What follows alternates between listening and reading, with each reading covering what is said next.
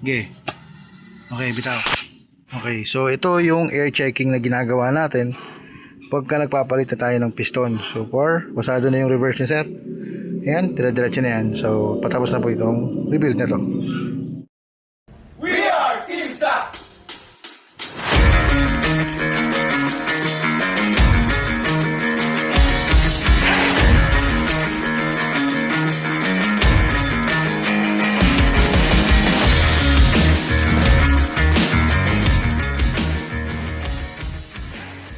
Good morning everyone! Welcome back at Santiago Automotive.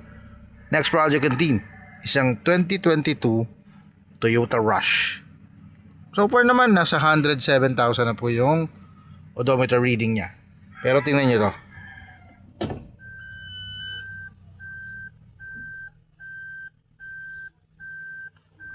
Alright, so yun. Mapasin nyo.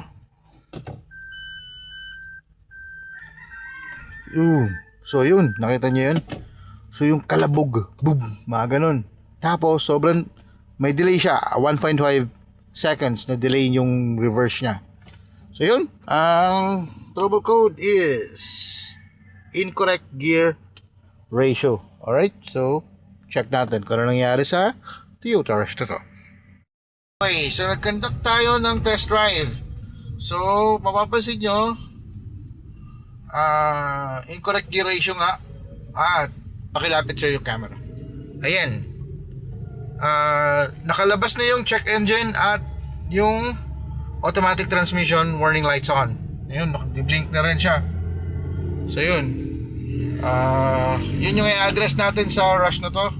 And sige sir, update kami. Update tayo sa Toyota Rush na GRS na may reverse issue.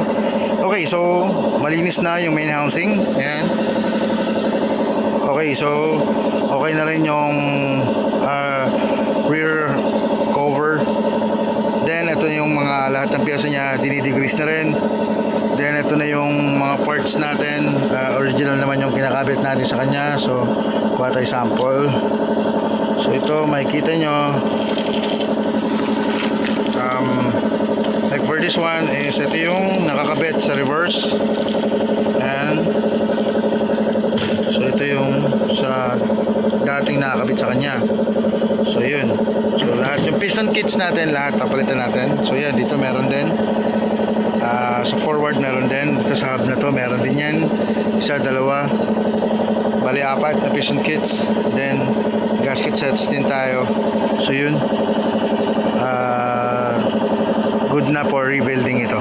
So na-decrease na siya. Go. Okay, bitaw. Okay. Okay, bitaw. Okay, so ito yung air checking na ginagawa natin pagka nagpapalit na tayo ng piston. So for, basado na yung reverse niya, sir. Ayan, dire-diretso na yan. So patapos na po itong rebuild na to. Yung tranny mo naisampa na. Then ito, preliminary test tayo. Sige sir, pasuya ko lang reverse. You know, so smooth yung transmission at maayos na. Pag bitaw pa lang niya ng preno, may creeping na siya. Then sige sir, isa pang ulit tayo. Yan. Then again. Yun, so ganun siya. So smooth na yung reverse mo, wala na yung shift shock at wala na rin yung delay. Alright, so ready na for delivery itong Toyota Rush. Thank you.